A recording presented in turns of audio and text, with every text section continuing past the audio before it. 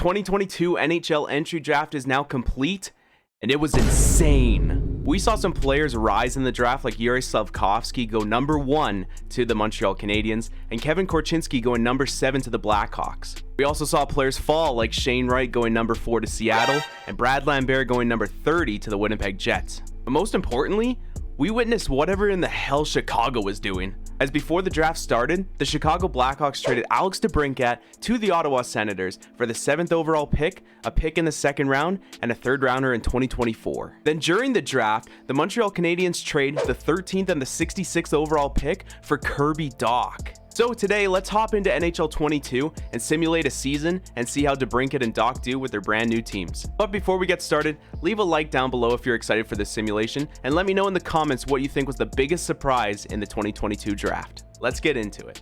We are now inside franchise mode in NHL 22. Let's go see where DeBrincat and Dach crack the lineup on their brand new teams. In Ottawa, Alex DeBrincat sits at that number 1 right winger spot alongside Tim Stützle and Brady Tkachuk. And in Montreal, Kirby Dach sits at the number 2 center position alongside Mike Hoffman and newly acquired right winger Evgeny Dadonov. So let's simulate each month, and I'll check each player's stats and see where their team is sitting in the standings. After the month of October, Alex DeBrincat starting the season strong with 12 points in 7 games and 8 goals. However, the Senators are not doing so hot as they're 6th in the Atlantic Division with a record of 3-4-0. In Montreal, Kirby Dach doing pretty good to start the season too with 9 points in 10 games. And the Montreal Canadiens are starting out hot with a record of 7-2-1, which is good for 1st in the Atlantic. After the month of November, that top line for the Senators keeps rolling as Alex DeBrincat has 29 points in 22 games and 16 goals. As the Senators are sitting in a wild card spot with a record of 11-10-1.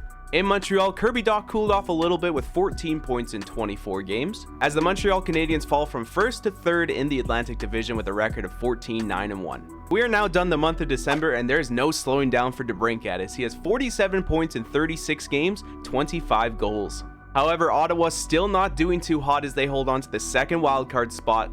They have a record of 17-15-4. Kirby Dach in Montreal with 22 points in 37 games, but a -8. However, that is not slowing down the Canadiens as they are sitting 2nd in the Atlantic with a record of 22-13-2. January is now done and dusted. Why do people do that? Why do people do that? And Alex DeBrincat is still on a roll with 59 points in 51 games and 33 goals. The Ottawa Senators still maintain a wild card spot with a record of 24-22-5. Back in Montreal, Kirby Dach sitting at 27 points in 53 games, still a -9. Montreal still sitting in 3rd in the Atlantic Division, however the Tampa Bay Lightning have 5 games in hand. Montreal has a record of 29-21-3. Only 3 games in the month of February for each team as it is the NHL's Olympic break, so let's get to the trade deadline and see if both Montreal and Ottawa make moves. Both teams making questionable moves as it seems like they're both not going to compete this year for the Cup, but let's find out. Ottawa trades Connor Brown to the Dallas Stars. In return, they get Wyatt Johnson and Albert Solberg. Montreal trades Josh Anderson and a 7th round pick to the Chicago Blackhawks, and in return, they get a 3rd round pick, Calvin Dach, and a 4th round pick. A couple lineup changes after the deadline for the Senators. They decide to move DeBrincat and Brady Tkachuk down to the 2nd line in between Jake Batherson. However, it stays the same in Montreal as Kirby Dach stays at number 2 center alongside Mike Hoffman and Evgeny Dadonov.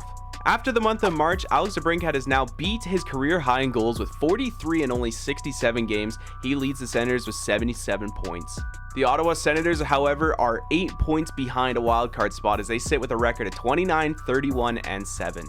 Kirby Dach over in Montreal hasn't been doing anything too spectacular with 36 points in 70 games. He's also at a -10.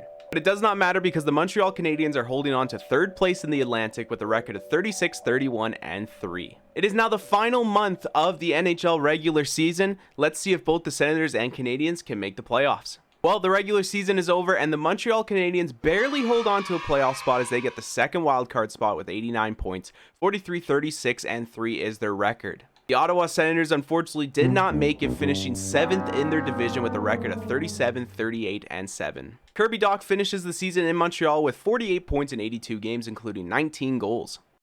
I mean, it's alright, like... However, in Ottawa, DeBrincat hits the 50-goal plateau for the first time in his career and finishes with 89 points in 82 games despite missing the playoffs. And in the first round of the playoffs, the Montreal Canadiens face off against the Toronto Maple Leafs. Let's see how it goes.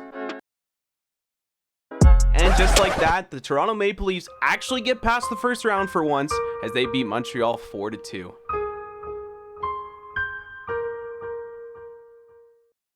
So that is going to do it for the video. If you guys enjoyed the simulation, make sure to leave a like down below, and also make sure to comment what you thought was the biggest surprise in the 2022 NHL Entry Draft.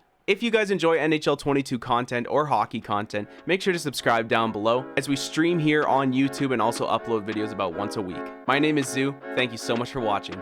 Take care. Yeah, okay, like Toronto's gonna get past the first round.